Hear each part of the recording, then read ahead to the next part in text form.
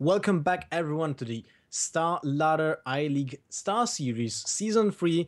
We have a little bit of a change right now. With me, it's ECOP instead of D2. Here we go. How you doing, man? Yeah, doing great.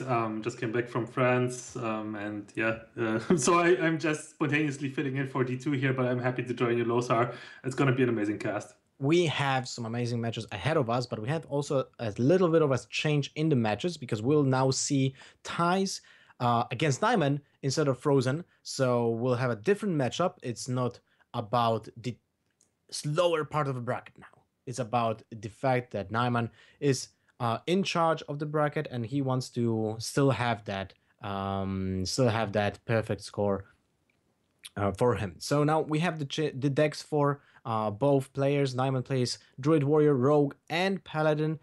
We have seen how powerful can the Power Warrior be in the last match when he just smashed people all around with the captains, with two captains actually, on the board. And Thijs has his Druid, Rogue, Paladin, and Mage. And the Mage, we've also already seen it today because Thijs has to play 3 matches today. In the first match against Bunny Hopper, his mage didn't really do much. All the primordial glyphs were horrible.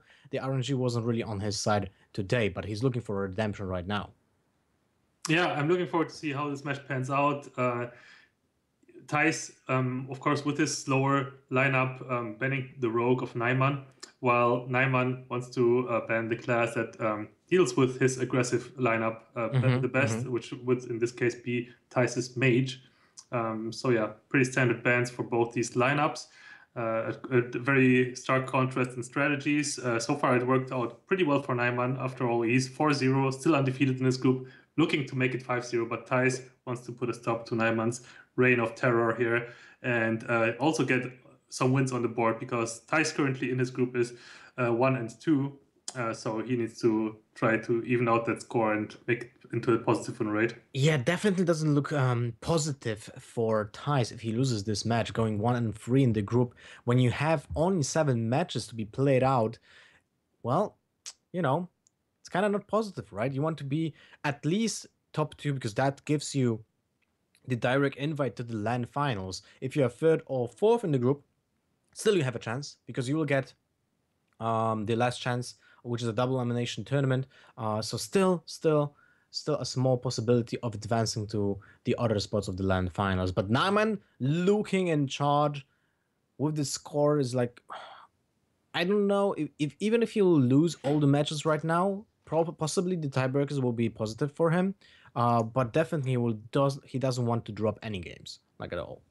Yeah, definitely. He's in here to win it. I wouldn't be surprised if he wants to prove himself, just like Pavel did in the EU versus China, where he went 7-0 in the group. Naiman wants to duplicate this result as well, being a fellow CIS player. And yeah, we jump right into the game. Druid versus Paladin here. Thijs on the play here with a pretty solid curve. But Naiman, on the other hand, also a really strong opener here. No Hungry Crab for him, which is obviously amazing in this matchup. Got the wrong crab, the Golaka crawler, but it worked out for him last time as well, right? Yeah, definitely worked out for him. I mean, getting that Peacekeeper out pretty fast was amazing. In this case, Thijs is actually an amazing answer. Like right now, Naiman is looking at a really big board because of the Murloc got buffed, and he is in a really different position, weird position actually, awkward position. If he wants to trade with one of those minions, he will have to use one of his buffs. That means he can only play one minion this turn, and that will be buffed to a 2/3 if he uses the Mark of the Lotus. Then he trades, gets a 2/1 on board, but still the Murloc will get some value out.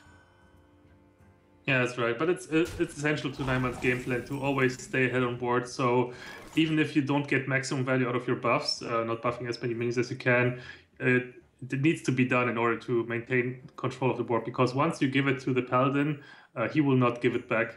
Yeah, that is true. That is definitely true. And cards like, an example, Gentle Megazord will just spiral out of control if Thijs will manage to have Murlocs on board, and it seems like he will be actually doing that, but Naiman can't really know if there's a Gentle Megazord in his hand.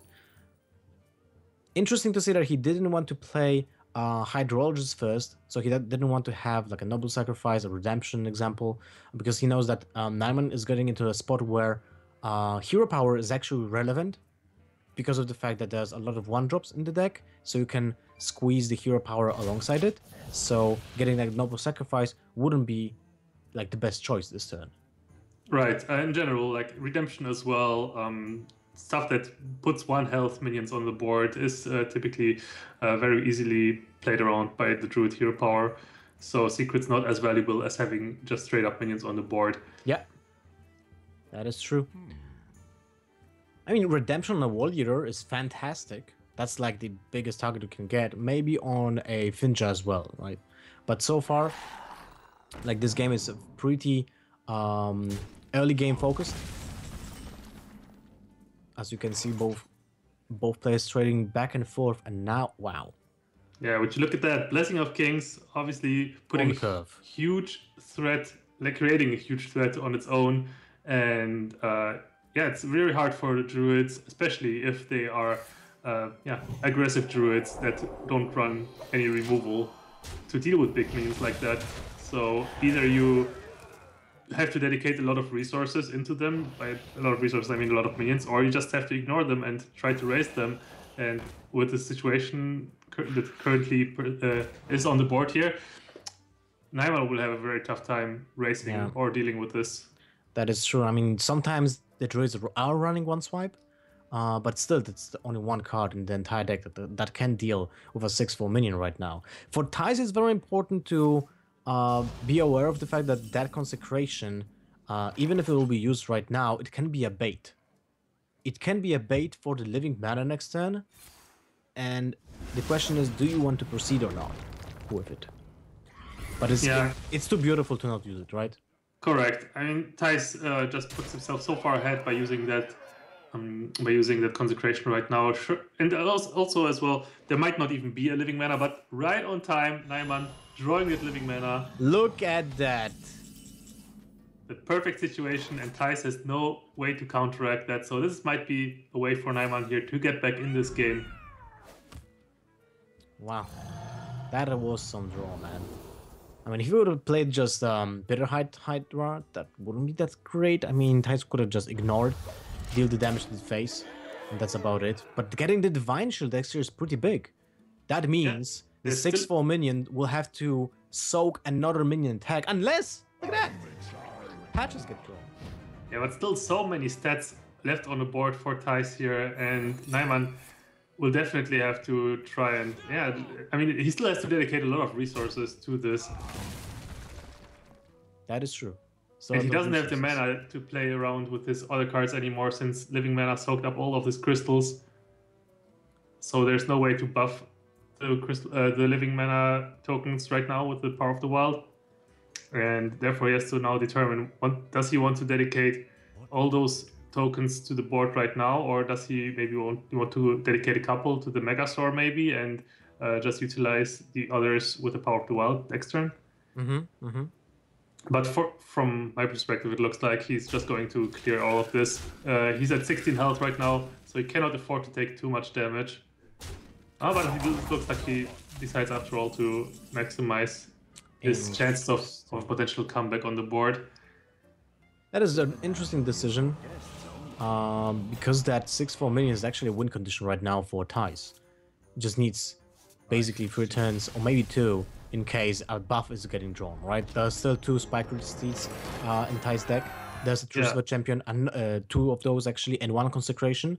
So that gets the amount of turns to finish up the game down to 2 instead of 3, and that's a huge difference. As you can see, Naiman just concedes after seeing the taunt. No wonder, right? You can't. Naiman was basically forced in the situation by this huge board presence from Thijs, where Naiman had to take some risks, leaving up a bigger minion so he can deal with it easier on the following turn potentially. But yeah, if this required Thijs to basically not have anything useful for that turn, and Curator was enough to put Thijs over the edge and make Naiman concede. So Thijs taking the lead here, 1-0, and now has his Paladin locked. So now he only has to win with Druid or with Druid and Rogue against the Naiman's remaining lineup to win the series. The Conquest rules, as we all are familiar with. And he chooses to go with the Druid here, whereas Naiman switches over to his Paladin. An important win for Thijs, just to get his morale back up, because he is not in a really good spot, and he actually didn't have, like, you know, decent matches so far. So, important win. Now he gets stuck with his Druid, with something you always want to see. Jade Island on turn 1 is the best possible draw, basically, to get something going. And now the rest of the cards that he has, not really the best.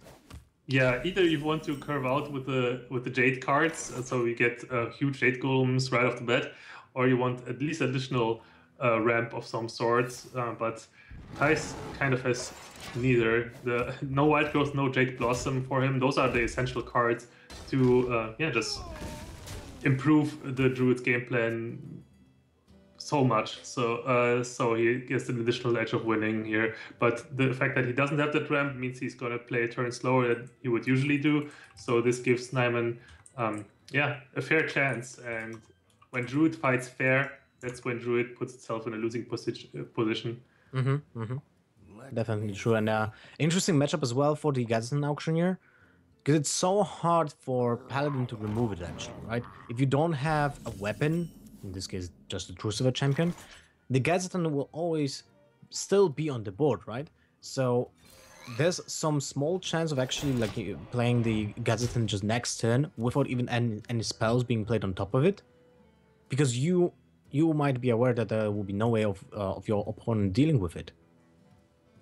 Right. That Crucifer champion pickup, however, will put a stop to that potential plan. Dark Reaper being disposed of, and now the Crucifer champion on board will deny the Gadsden Auctioneer just being played on an empty board here. Alright, interesting situation, because Thijs is just looking like, my hand is not really the best, but I still have Nourish. The question is, does he go for the ramp here? Yeah, the ramp was definitely a consideration, but it seems like Thijs decides to just go for the card draw. He can still draw ramp with the card draw and just additional options, minion-based options, for example, because he needs to put stuff on the board to challenge anything that might be coming up for Naiman. Well, he knows he's playing against a slower deck, in this case the Paladin, right? So the ramp is not really that needed in the beginning, especially since if you draw with the Nourish, you have a lot of chances to actually draw one of the 2 Wild Growths or the 2 Jade Blossoms. Right. Yeah, that's exactly what Thijs was going for, and he gets rewarded with drawing a Wild Growth. But the question is, does he have the time to squeeze it into his mana curve here? Yeah, definitely playing a ramp spell like Wild Growth, Jade Blossom at this stage of the game definitely is a huge tempo loss. So this might give Naiman the opportunity to just run away with the game. True that. We go for the turn 5 Jade Idol with Vandal, which is pretty nice, but still it's getting easily dealt with. For Thijs, the turn 6 is most likely the Jade Behemoth, although if it gets to pick up a Wrath, an example, for the next turn, the plan will change. Maybe a second Innervate would be actually interesting as well. All depends what will Naiman do. This actually seemed like a pretty bad Fandra, but it's deceptively good considering that you get all those Jade Idols, those additional 1-mana spells into for your deck. Gadsden For the turn, Gadgetzan, right? yeah, for a potential insane Gadgetzan turn in the future. The question is only if Thijs will ever see that future. Because right now it's not under that much pressure. After all, Naiman's start was pretty slow. But And look at now that. Thijs, The Innervate Primordial Drago actually put him back into the game, which is amazing. Like, this is something it's love-hate relationship when it comes to Druids, right? When you play against the Druid, you can't really make any assumptions. Like, how can you assume that your opponent will innervate something 2 turns earlier than he should be, right? So it's really hard to play around it, and I don't blame Naiman for doing that. I mean, he did exactly the same against his other opponent in the previous match when he innervated the Hydra on turn 3. Like, that was a Peacekeeper being drawn out because of that. So no one expects you to actually play around it. Yeah, just another reason why Innervate is so strong. It definitely gives puts your opponent into unexpected scenarios. All right. Gets it in turn, starts off the bat. The one of the Jade Idols is being drawn still. 3 more in the deck. Sorry, 2 more in the deck. But he opts he opts for the trade instead of the draw and the additional minion from the Jade Idol, which would be, I think, 3/3 at this point. Yeah, when you have the opportunity as Thijs to just clear up the entire board from the Paladin, you typically always want to go for that. You want to deny the potential buff value from Spike Ridge Steed, or just have your opponent be able to utilize minions along with Consecration, along with Sunkeeper Time or with Equality. So keeping a clear board always the top priority here. So therefore, I cannot blame Thijs for just using Hero Power instead of drawing an additional card or 2. Yep. All right, let's see what Naiman can do, but he is behind, really falls back, and without the equality, no, he's a way of going like in a really decent spot. The problem is that Thijs has now the full information that his opponent doesn't have the equality, because that requires the equality, and that means he can go for a slower play with the Jade Idols being, being drawn into the deck again. And interesting also that Naiman decided to just pass the turn with 4 mana up. Without playing one of the Gentle Megazords, right? Not even hero powering. Wait, what? Okay. This is very confusing. Why would he do that? Not sure, actually. I have no reasoning, actually, to not hero power here, or even play the Murloc. Yeah, I don't know. The only reason I can find is maybe Naiman doesn't want to put anything into, like, Wrath. Maybe, well, maybe he just wants to concede? I don't know.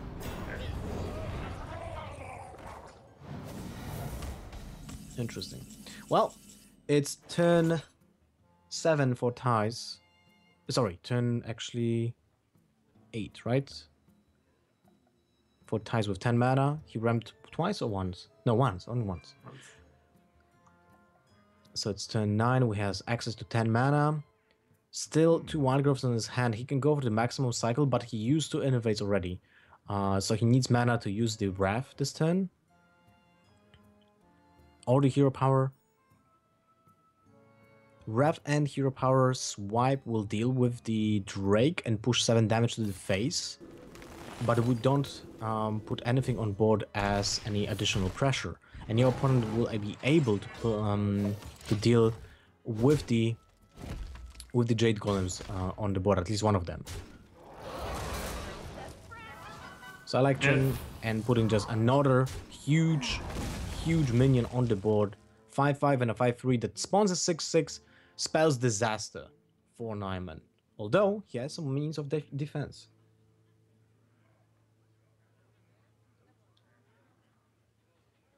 It's interesting. Thijs had the option to also just leave the Murloc up. A 1/3 Murloc doesn't seem that threatening, but of course, as always, Thijs sticks true to his game plan by denying all the board. And yeah, rightfully so. I mean, there's 4 different buffs for that 1/3 Murloc, so it was other players might have gone for a more greedy play with by not clearing the Murloc and just drawing additional cards with Wrath maybe and setting up the Wild Growth for the Auctioneer as well. But yeah, definitely Thijs sticking true to his guns, and he developed a huge board here, putting Naiman under a lot of pressure. He can stand the pressure a little bit with Tyrion, but it's just buying some time, and Thijs kind of already in firm control. His future turns look very good as well. Yeah, that's true. Although I can, you pointed out how Thijs made the trade with the 1/3 Murloc, right? But I guess, it's not a guess actually. A lot of players learn the hard way how powerful the Spike Ridge Steed is when they already have a minion on the board, right? Basically, you get a 2/6 minion with charge. Well, at least 2/6, because if you buff 0/1 minion, right? But most of the time, it's at least a 1/1. That means your opponent gets a 3/7 charge minion on for 6 mana, which is pretty relevant, especially when when your opponent has a 5/3 minion. So definitely a good decision by Dice here. Yeah, this is the power of Spike Rich Seed, basically. And why Paladin is such a strong class at the moment as well, because it forces your opponent into just always clearing your board. He can never allow himself to leave anything behind most of the time. Now the swipe is taking care of the Divine Shield. Hero Power will help dealing with Tyrion, and you can just smack your opponent's face again. You don't really care about that weapon so much, because you know that you're putting really big threats. And I like not killing his own Aya here, because you know that if your opponent will get to top deck like an Ansel with Equality and Consecration, you are losing the board. And for the Druid, it's super hard to come back from a situation like that.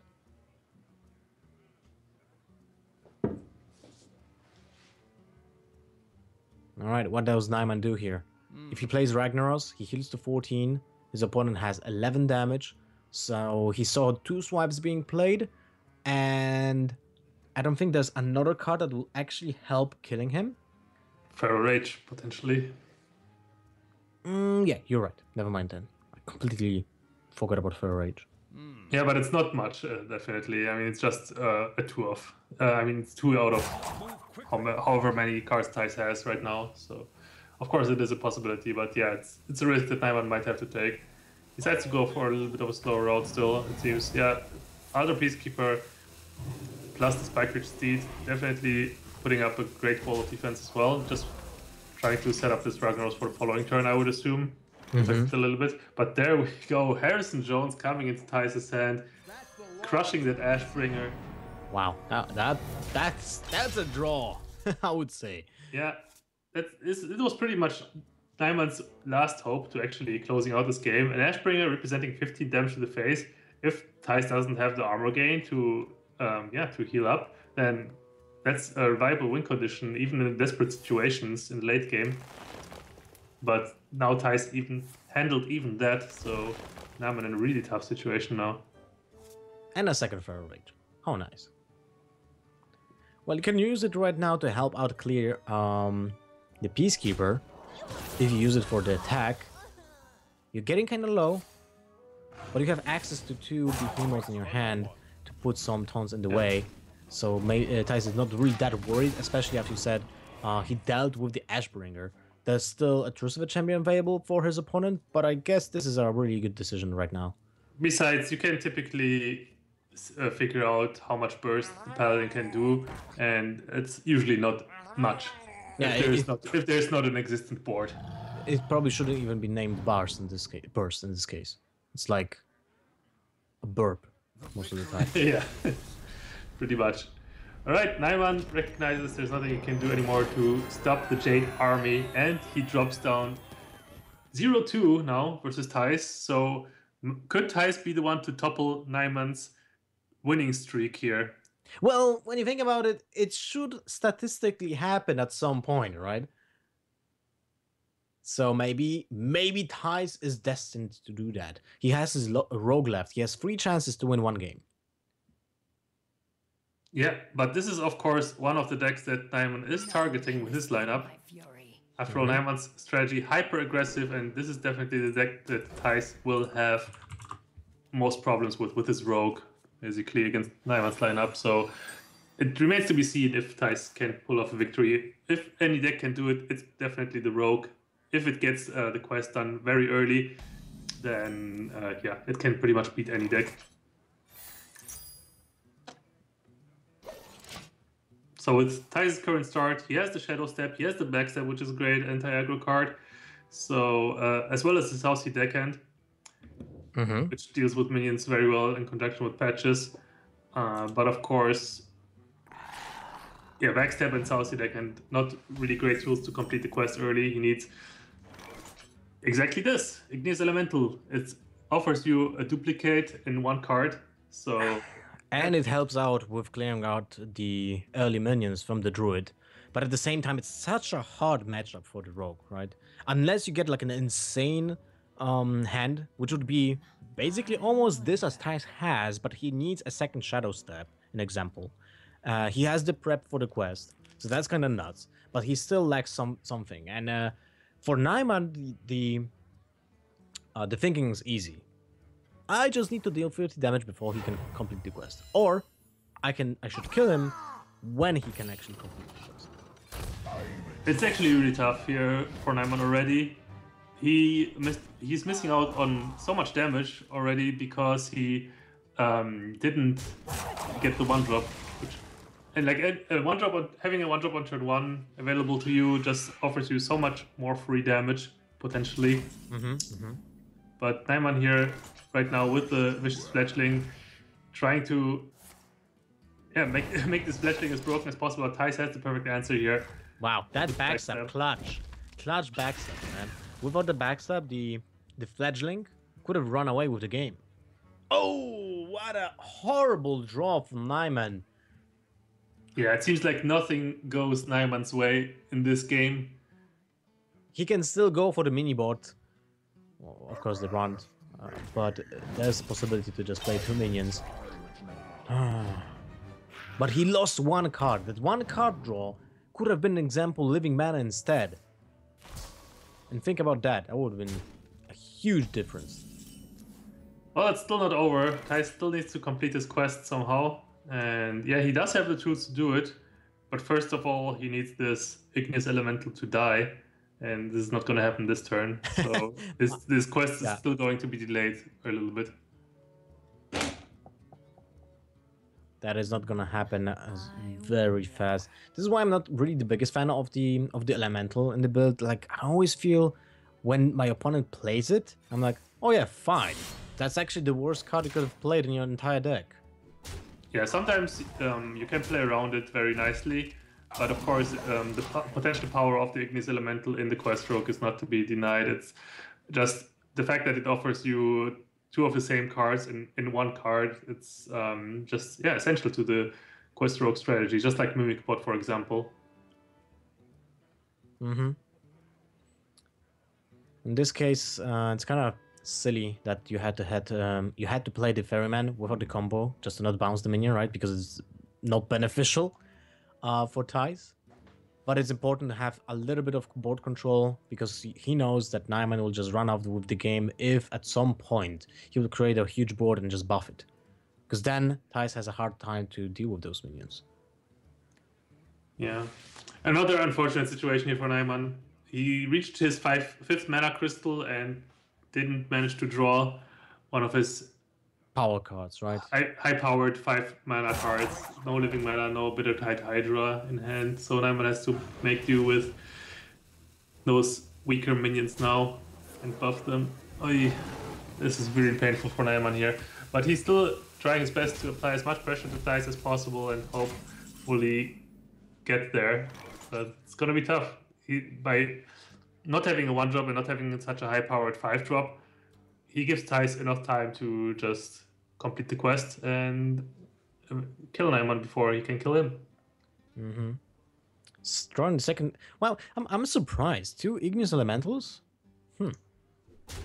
Interesting. In the build, right? I mean, it's pretty standard, isn't it? Well, maybe I'm just not a fan personally. I'd just rather play 1 Igneous Elementals because it's just so slow. Yeah, there's definitely benefits to just running 1 Igneous Elemental. After all, it is one of the worst. It's one of the best cards to have in your opening hand, but it's like one of the worst cards to draw into because it's just so damn slow. Yeah, and it doesn't benefit you almost at all when you have already the quest like done, right? Exactly, except if it's like a really grindy matchup.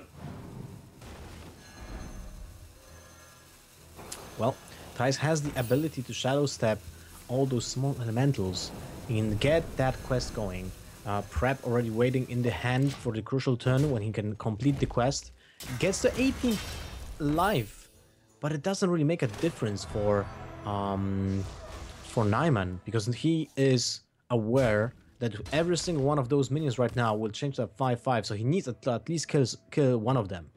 But even if he does that, then how does he win? Yeah, he has to ignore them. But if he does that, then he dies, right? So it's like Sophie's choice. Yeah, well, the thing is, with the current resources that he has with the swipe, he's not even able to clear every minion here. So one minion will definitely persist after that swipe if he commits all his resources to the board. So his best bet, in my opinion, is still to just completely ignore those. Hope that Thijs doesn't have any chargers left. After all, I mean, sure, any South, or actually no, South Sea Deckhand already came out, so he knows there's like no South Sea Deckhand patches available. So even if Thijs would need like 2 chargers or 1 charger and just Shadow Step to win this game. Well, you can build up the board presence. It all depends on the next draw, basically. If Thijs can get multiple minions out of it, that would be amazing. The Ignis Elemental is 1 turn too slow to do that. Mimic Pod. Well, that's fantastic. But he can't... Well, okay, let's think about it. If he goes for the Mimic Pod, what are the draws that will benefit the most? Any charger. Any charger, right? I mean, apart from the deckhand, because he will not have mana to do the hero power unless he will not complete the quest this turn. But if he wants to complete the quest this turn... Alright, so he doesn't want to play the Mimic Pod at all. Yeah, he doesn't have to. Yeah. That's the thing, because he most likely will not have the resources to even do anything with the cards that he draws, so might as well just put the minion on the board safely. Mimic Pod, after all, might not even draw a minion. That's another issue, potentially. So yeah, Thijs just going for a safe route, developing a board, and hopefully drawing something good of a Mimic Pod turn after. He needs just to play around a potential burst from Naiman, so he needs to count the damage with Savage Roar, he needs to count the damage with the buffs that his opponent has. 2 charges right now. That's 20 damage. Almost. But at least what he can do is clean up the board almost entirely. Well, actually entirely. Because he most certainly has to do it. Because any board presence, of course, could be devastating with potential buffs, especially the Savage Roar. And after all, he will still have lethal on the following turn. Yeah, seems like a very tough situation for Naiman. That Savage Roar will be a dead card in his hand after the board gets cleared up. That's what you get when you don't ban it, right? Nah, jokes aside. Jokes aside, almost every single deck has like a possible nutty opening, and in my opinion, Thijs had a really awesome opening. Shadow Step and Prep, amazing cards. It's more of the fact that Naiman's opening was just way too slow, not even considering the patches draw. It was just the fact that he didn't have the 1-drop, of which the aggro Druid, of course, has many, and it's essential to beating those, to punish that rogue deck as well, right? You need that aggressive curve in order to pressure the rogue and kill him early, and Naiman just wasn't able to do that. So yeah, Naiman falls in game 3 as well, giving Thijs the decisive 3-0 victory and putting himself back on the map here in Group A. So yeah, Thijs now at a 2-2 score. Naiman with his first defeat after 5 games. He is now 4-1. Well, which is still an amazing score, and putting him as a leader of the pack anyway. For Thijs, I think it was the most important game so far in the entire tournament for him, because if he loses this match, it gives him, like, let's say, a morally just blow how to approach the next games, right? But when he knows that he is still at a, let's say, reasonable spot with a 2-2 score, he still has a decent chance to actually go for the second or the first. Sorry, not first, but for the second, maybe even for the second spot in the group. He just needs to go and power through all the matches that are ahead of him, and he will still have 1 match today. But that's it for now. We'll jump into a short break before the next match, which will be Show versus ZLA. So don't go anywhere. This is StarSeries Season 3.